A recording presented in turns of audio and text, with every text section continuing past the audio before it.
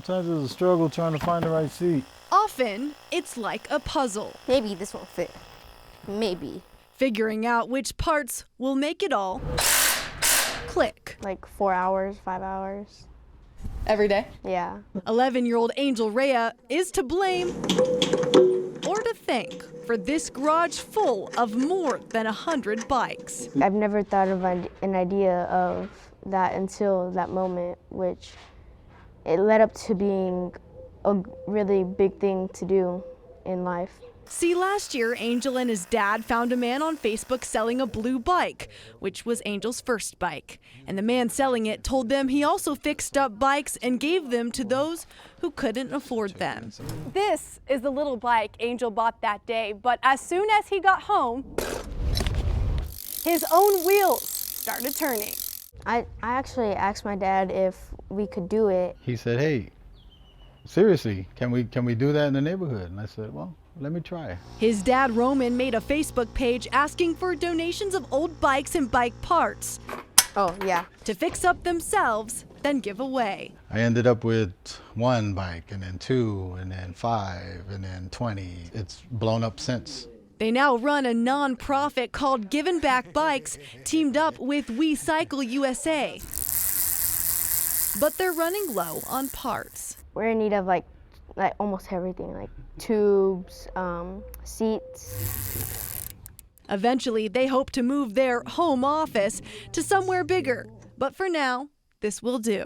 And what they never knew. To be thankful and to be thankful of what you have and to care about others. Was that a garage full of bikes would be the missing piece to their puzzle. Now a piece of their family. In Levine, Brianna Whitney for Arizona's Family. Yeah, it's definitely a talker. Okay, let me set the scene for you.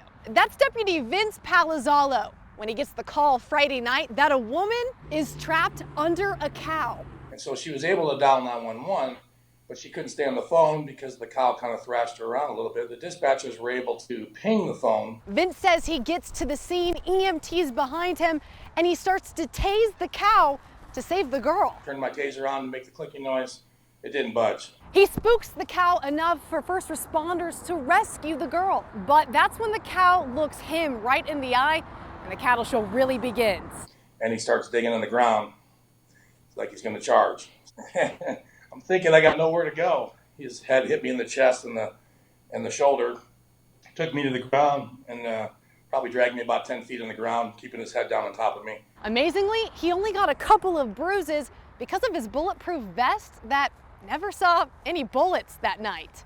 He's actually got a hoof on top of me on my chest, and I wear an outer carrier, and the outer carrier has I have a rifle plate in it, which is, hard. And so it was a good thing I did, because his weight, if I wouldn't have had that, it would have probably been a lot worse. The cow is okay, the girl is okay, and Vince says he's okay too, except for the beef he's having with his deputies and EMTs who are having a cow about the whole thing. I was off the ground, and he's kind of trying to help me find some of my stuff.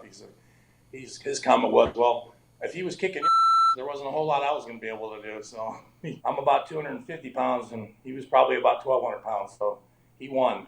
In a pasture, Brianna Whitney for Arizona's Family.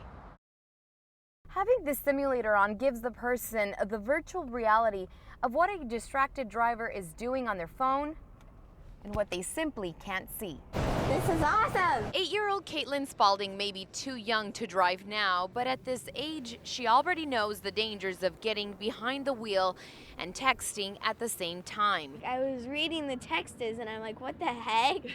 So once I looked up, I was like, there's something in front of you and there's something beside you. The video simulator she and dozens of others got to experience today is part of the It Can Wait campaign.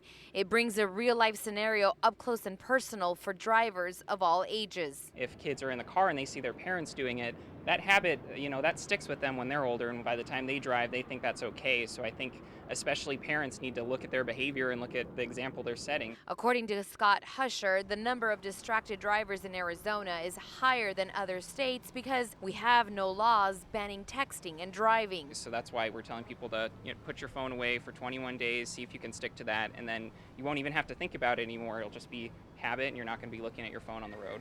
To those who text and drive, Caitlin has one simple message. Stop driving, get off your phone. So far, 10 million drivers have pledged to not text and drive.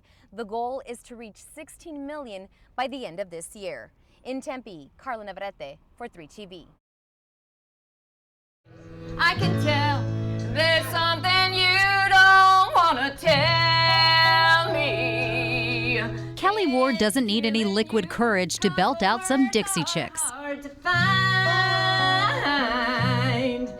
I did get mad at the Dixie Chicks and disappointed in the Dixie Chicks whenever they decided to bring politics into my entertainment arena, but I still love the sound of their music. Let her rip.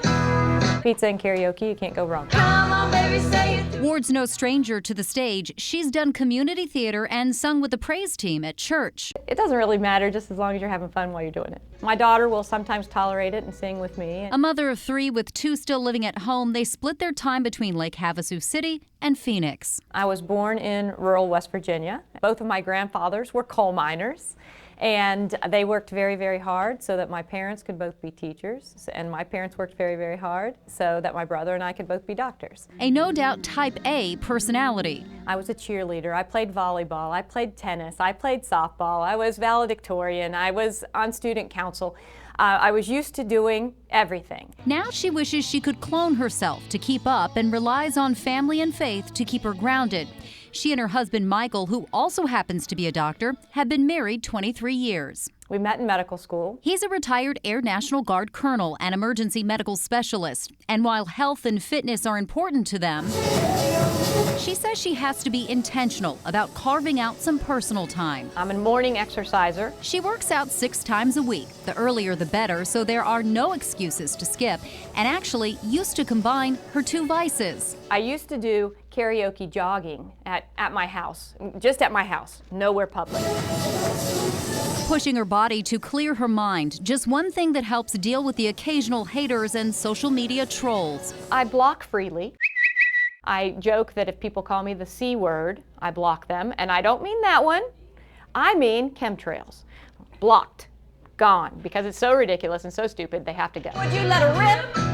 Let it fly. Because like karaoke, sometimes you have to just go all out, no matter who's watching or judging.